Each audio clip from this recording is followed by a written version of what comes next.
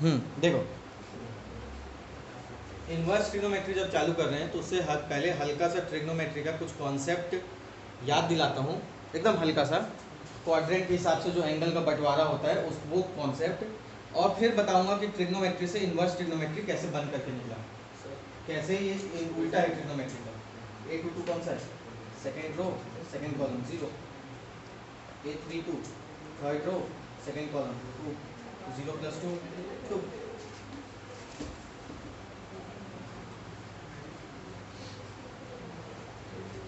ध्यान से देखना, जैसे कि क्वाड्रेंट सिस्टम ध्यान से देखो, जैसे कि ये फर्स्ट क्वाड्रेंट हुआ, ये सेकेंड, ये थर्ड और ये फोर्थ, ये 4 क्वाड्रेंट हुए, ठीक है।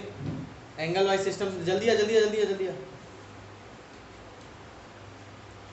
ये 4 क्वाड्रेंट सिस्टम हुए, ये 0 डिग्री हुआ, ये 90, ये 180, 270, 360, और चक्री आगे जाता है 90 प्लस करते जाओ, 450, 540 ऐसे बढ़ते जाता है, मगर अपने को काम नहीं पड़ता, अपने को इतने में हो जाता है। तो ये क्वाड्रेंट की बात करो तो यहाँ पे जो एंगल होता है वो 90 से कम है, तो यहाँ पे हो गया 90 माइनस थीटा। यहाँ पे जो एंगल है 90 से ज़्यादा है, मतलब 90 प्लस थीटा, 180 से कम है तो 180 माइनस थीटा। इसके बाद ये हो जाएगा 180 प्लस थीटा, इससे पहले ये 270 माइनस थीटा, इसके बाद 270 प्लस थीटा, पहले इससे तो 360 माइनस थीटा, और इसके ऊपर 360 प्लस थीटा। ये सिस्टम आपको पता होना चाहिए, ठीक। दूसरा रूल आपको ये पता होना चाहिए कि 90 और 270 जब जब रहेगा, 90 और 270 जब जब रहेगा तो साइन जो है वो कॉस में, और कॉस जो है वो साइन में रिवर्स चेंज होगा। टेन जो है वो कॉट में, और कॉट जो है वो वापस से टेन में। सेक और ये कोसेक की जोड़ी कब कब ये फिट होगा? 90 और 270। इसलिए पूरे चैप्टर भर में हम लोग 90 और 270 को अवॉइड करेंगे, क्योंकि 90 और 270 जब कहीं पे भी लगेगा तो वो वैल्यू को चेंज कर देगा, तो हम उसको लगाने के लिए रोकेंगे। हमेशा हम यूज़ करेंगे 180 और 360 का, 180 और 360 ही यूज़ करेंगे मैक्सिमम टाइम। एक आध बार वर्स्ट सिचुएशन आया, मजबूरी रही तो ठीक है, नहीं तो हमेशा ये यूज होगा। ये वाला जो क्वाड्रेंट है ये ऑल मतलब सभी के लिए है, मतलब सभी यहाँ पे पॉजिटिव होते हैं। ये वाला क्वाड्रेंट जो है ये साइन और कोसेक के लिए है, साइन और कोसेक यहाँ पे प्लस रहते हैं, ठीक। ये वाला जो क्वाड्रेंट रहा अलग वाला, ये वाला, ये किसके लिए होगा? टेन और कॉट के लिए है, और ये वाला जो है ये कॉस और सेक के लिए। कहने का सिंपल सा मीनिंग ये है कि अगर कोई भी क्वाड्रेंट जिसका है, जैसे कि ये साइन और कोसेक का है, तो साइन 180 माइनस थीटा हमेशा प्लस में रहेगा, साइन 90 प्लस थीटा हमेशा प्लस में रहेगा, कॉस 180 माइनस थीटा हमेशा प्लस में रहेगा। जिसका क्वाड्रेंट जो रहेगा उसके हिसाब से वो प्लस रहेगा, ठीक है। जैसे कि मैं लिख भी दूं कि मान लो 10 270 प्लस 30, 270 प्लस 30, तो 270 प्लस 30 कौन से क्वाड्रेंट में गिरेगा? इसमें गिरेगा कि इसमें गिरेगा? फोर्थ क्वाड्रेंट में गिरेगा, प्लस है। फोर्थ क्वाड्रेंट घर किसका है? कॉस का। ये क्या है? 10, तो कॉस प्लस में रहेगा, 10 किस में रहेगा? माइनस, और 270 में 10 किस में चेंज होता है? कॉट में, तो माइनस कॉट 30 इसका आंसर होगा। जल्दी जल्दी जल्दी, ठीक। माइनस कॉट ऐसे करके, मान लो कोई पूछ दिया कि भैया कॉस 390 निकालो, कॉस 390, तो कॉस 390 कैसे तोड़ोगे इसको? Cos 360 plus theta, 360 plus theta कहाँ पे गिरेगा? फर्स्ट क्वाड्रेंट में गिरेगा। फर्स्ट क्वाड्रेंट में सभी क्या होते हैं? प्लस होते हैं, तो कॉस भी क्या होगा? प्लस होगा। और ये 360 है, 360 में चेंज होता है क्या? नहीं होता है, तो कॉस का कॉस ही रहेगा, मतलब कॉस थीटा आपका कॉस 30 आपका आंसर रहेगा, कॉस 30। तो ये नॉर्मल ट्रिग्नोमेट्री में ऐसे वर्क करता है। तो नॉर्मल ट्रिग्नोमेट्री में क्या होता है, जैसे कि साइन थीटा में वैल्यू एंगल की जब आप रखोगे तो साइन थीटा की मैक्सिमम टू मिनिमम वैल्यू -1 से +1 होती है। रेंज -1 to +1, ये डब्बे में भी लिख सकते हैं, मैं ऐसे समझने के लिए भी ऐसा लिखा हूँ। रेंज मतलब जो भी क्वांटिटी है इसका सबसे बड़ा आंसर और इसका सबसे छोटा आंसर, उसको रेंज कहा जाता है, ठीक है। वैल्यू यहाँ पे क्या रखते हो आप हमेशा थीटा की जगह पे? क्या बोलते हैं उसको, पाई को एंगल, एंगल रखते हो 30, 60, 45, 75, 35, कुछ भी एंगल ही रखते हो।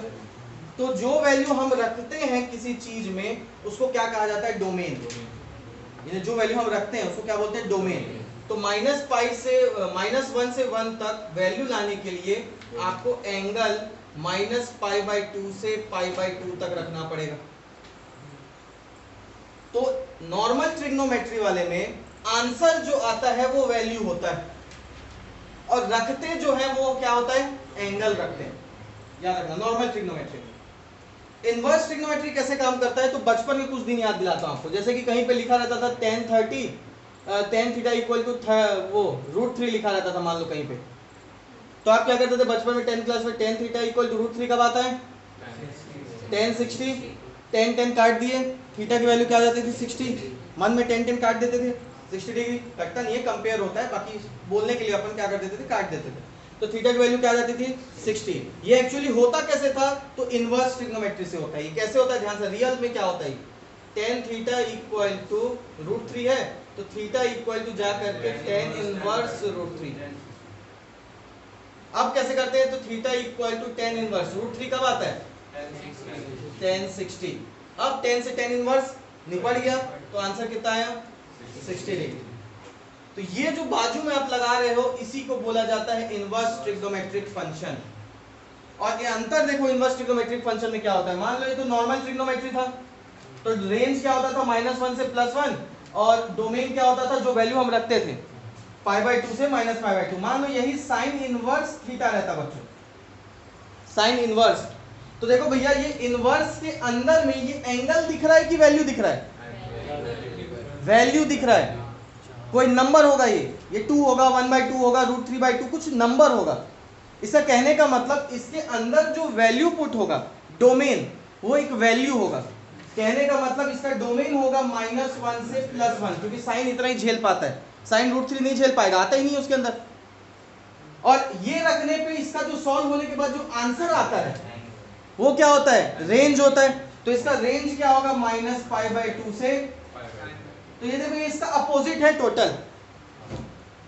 जो इसका डोमेन था वो इसका रेंज हो चुका है, और जो इसका रेंज है वो इसका, इसलिए नाम पड़ा इनवर्स ट्रिग्नोमेट्रिक फंक्शन। ट्रिग्नोमेट्री का उल्टा इनवर्स ट्रिग्नोमेट्री। आई बात समझ में, कट रहा है क्या?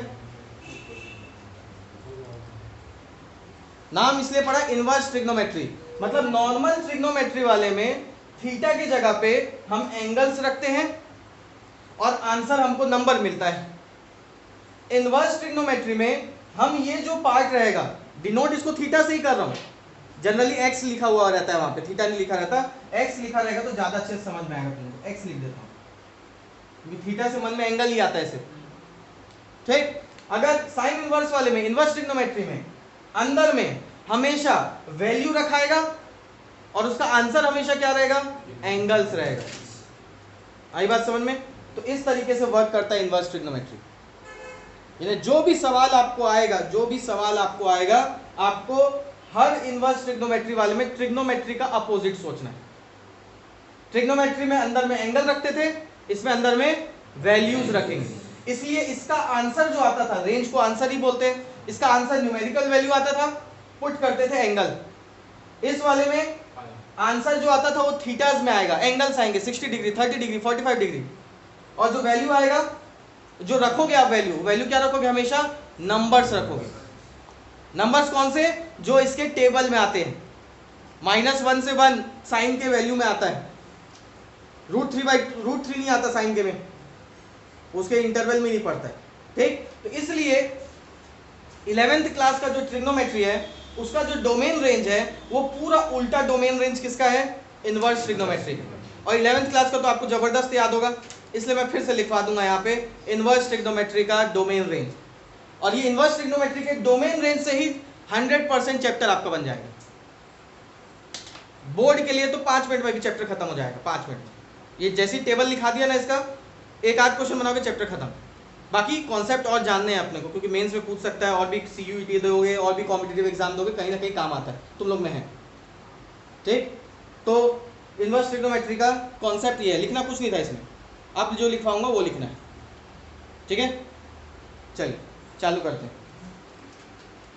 हेडिंग डालेंगे प्रिंसिपल वैल्यू टेबल, हेडिंग डालेंगे प्रिंसिपल वैल्यू टेबल, या जिसको डोमेन रेंज टेबल भी बोलते हैं, ठीक है, डोमेन रेंज टेबल।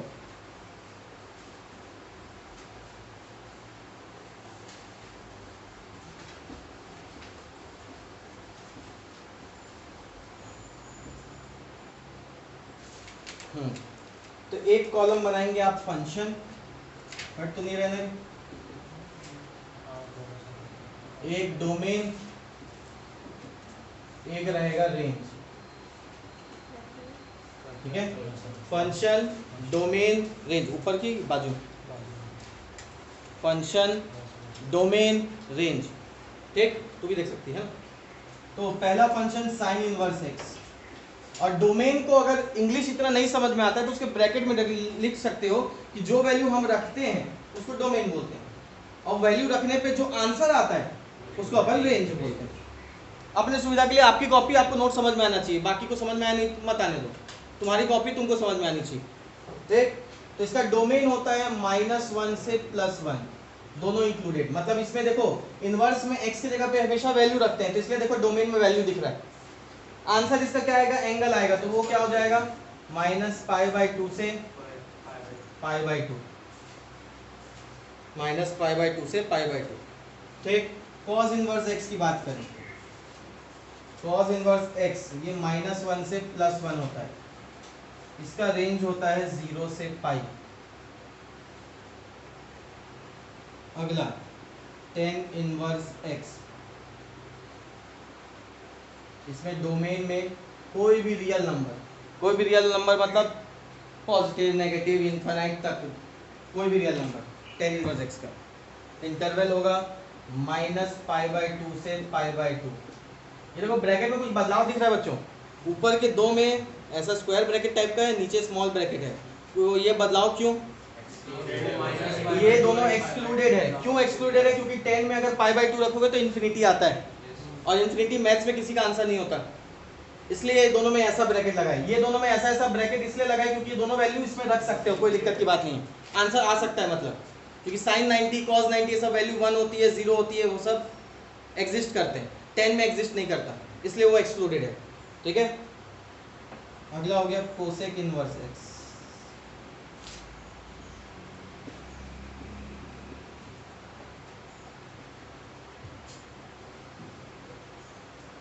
ऊपर के 3 से ही ज्यादा सवाल आते हैं।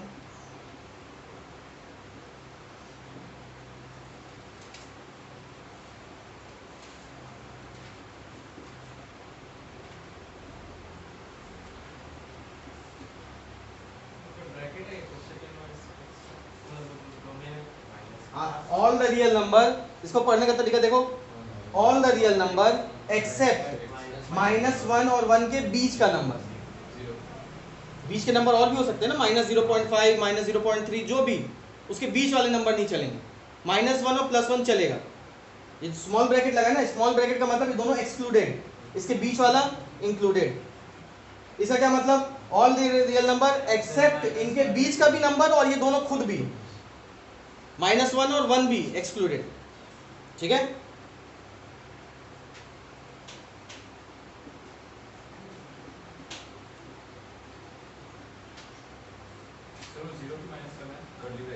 ये इसलिए माइनस करना है क्योंकि साइन 0 0 होता है, मगर कोसेक 0 इन्फिनिटी होता है, तो इन्फिनिटी नहीं आना चाहिए, इसलिए 0 डिग्री को हटा दे रहे, ये इसका मतलब। वैसे ही cos 90 0 होता है, मगर सेक में 90 एग्जिस्ट नहीं करता, इसलिए -π/2 किए। cos 90 0 हुआ तो सेक 0 क्या होगा, 1/0, 1/0 इन्फिनिटी होता है, एग्जिस्ट नहीं करता, इसलिए -π/2 यहाँ पे लिखे, ठीक।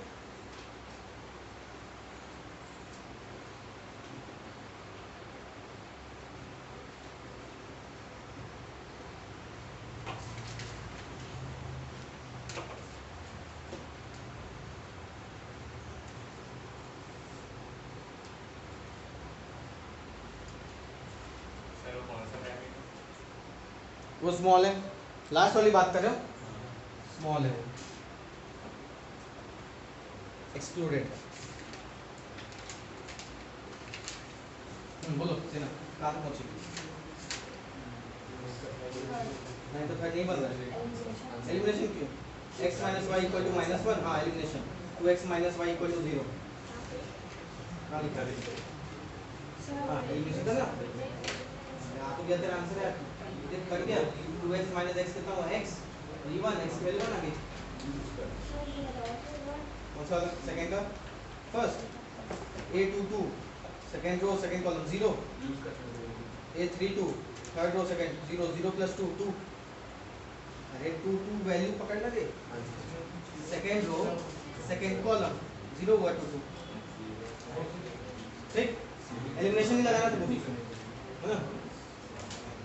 चलिए हटाएं आगे बढ़े, अब इसके सवाल देखते हैं कैसे डील करना है। कहाँ रो रहे तो ठीक है ना सर, क्या बोल रहे हो? नहीं सीधी ट्रिग्नो से ज़्यादा आसान ये ट्रिग्नो है, सीधी ट्रिग्नो से कोई लेना देना, बस इतना ही था लेना देना कि रिलेट किया हूँ बस। उसके अलावा वो वाला ट्रिग्नो 11th का अगर नहीं भी पढ़े हो, मान लो उस समय कुछ लापरवाही ये सब कुछ भी ऐसा, तो कोई फर्क नहीं पड़ेगा इस पर कोई असर नहीं पड़ने वाला, ठीक है। चलिए बच गए, ठीक हटाऊं। पर 11th क्लास में जब ट्रिग्नो पढ़ाऊंगा ना तुम लोग आ जाना था, देख लेना।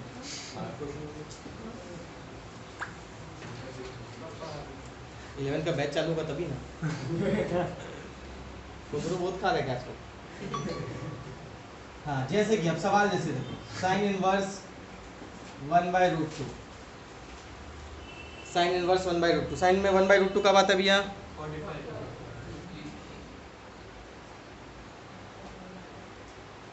साइन इनवर्स साइन 45, कोशिश करो पाई में लिखने का सबको, साइन से साइन इनवर्स कर दिया, आंसर कितना आया? π/4, कोई दिक्कत की बात नहीं।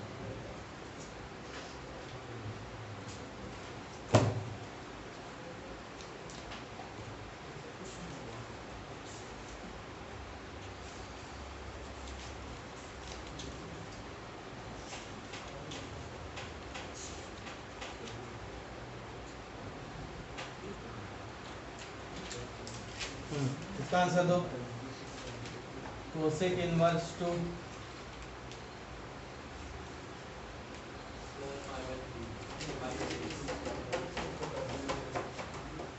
इंसेट दिखा तो दीदी, अच्छा तू रखा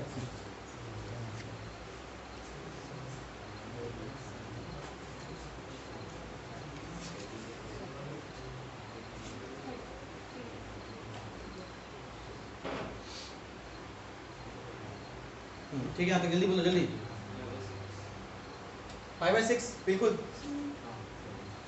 बिल्कुल। कोसेक में 2 जो आता है वो कोसेक 30 में आता है, तो कोसेक 30 मतलब कोसेक π/6, पाई मतलब 180, 180/6 कितना होता है 30, कोसेक से कोसेक कट गया तो आंसर कितना आ जाएगा? π/6 आपका आंसर, ठीक।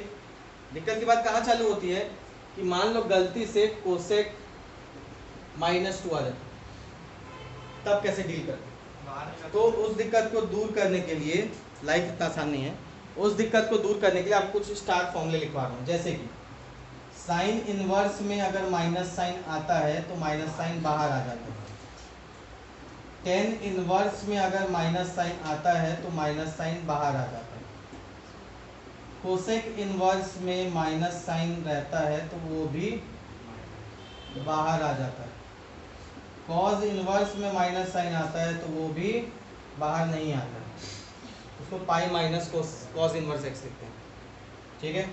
कॉट इनवर्स एक्स में अगर माइनस साइन आता है तो वो भी pi minus cot inverse x रहता है, और लास्ट बचा सेक इनवर्स माइनस एक्स रहता है तो pi minus sec inverse x. बोले सर इसको अप्लाई कैसे करते हैं, वो देखो ध्यान से, अप्लाई कैसे करते हैं, देखो देखो मत पढ़ो, लिखने का समय दूंगा। मान लो कहीं से सवाल आ गया कि कॉस इनवर्स माइनस 1/2, ऐसा कॉस इनवर्स -1/2, ये एंगल जो हम लोग रखते हैं उसको पॉजिटिव में रखने की कोशिश करते हैं, तो सबसे पहले तो ये माइनस साइन को भगाने की कोशिश करेंगे, तो फॉर्मूले पे गए कि भैया कॉस में माइनस अगर हो तो उसको pi minus cos inverse x लिखते हैं, तो इसको कैसे लिखूंगा? Pi minus cos inverse x, minus sine गया, अब जाएंगे वापस से pi minus cos inverse, cos में 1/2 कब आता है बच्चों? 60 डिग्री में, 60 डिग्री मतलब पाई/3, तो ये क्या हो जाएगा कॉस पाई/3, कॉस से कॉस इनवर्स कटा तो पाई माइनस पाई/3 कितना हो जाएगा? पाई/3 आंसर। ठीक है, तो किसी के अंदर भी माइनस साइन आए तो ऐसे डील करना है। साइन के अंदर माइनस साइन आ जाता तो साइन में तो सीधा रूल है क्या है, माइनस बाहर फेंक दो, कोई दिक्कत की बात नहीं, माइनस सीधा बाहर आ गया तो माइनस साइन इनवर्स ये क्या होता है साइन पाई/4, तो आंसर कितना आ जाएगा माइनस पाई/4 आंसर। ठीक है, वो फॉर्मुलेस लिख लो और एक क्वेश्चंस लिख लो कुछ, फिर आगे बात करते हैं।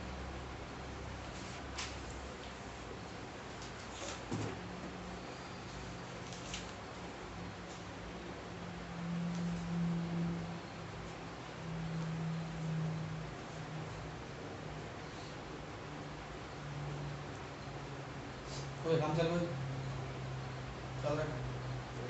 वापस आ रहा है, फ्लैशबैक मेमोरी आ रहा है वापस, नहीं आ रहा है? आएगा चलो। क्या क्या आंसर है, क्या गलत आ रहा है? ये होगी कहाँ से खींच गई होगी 2a + b = 4 और a - b = -3। दिखा के दादा, जब जिस लेटर को आप काटना चाह रहे हो उसका साइन पहले से अपोजिट है ना, तो साइन चेंज नहीं करके जाना। 2a + a कितना हो जाएगा डायरेक्टली 3a, ऊपर गया 4 - 2 कितना हो जाएगा 1।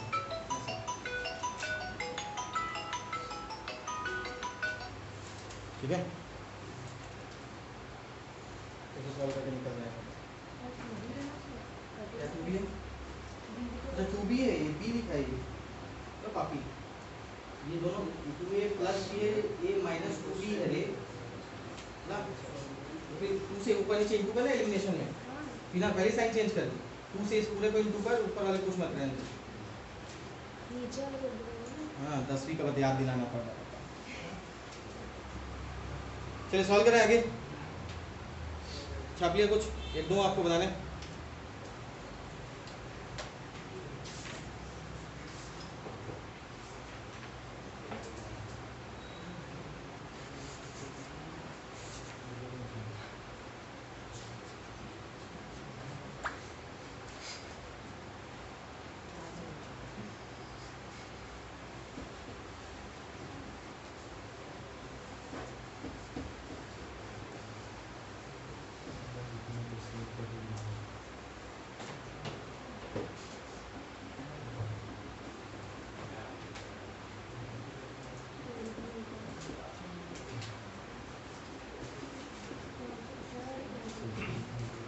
बोलो आंसर जल्दी।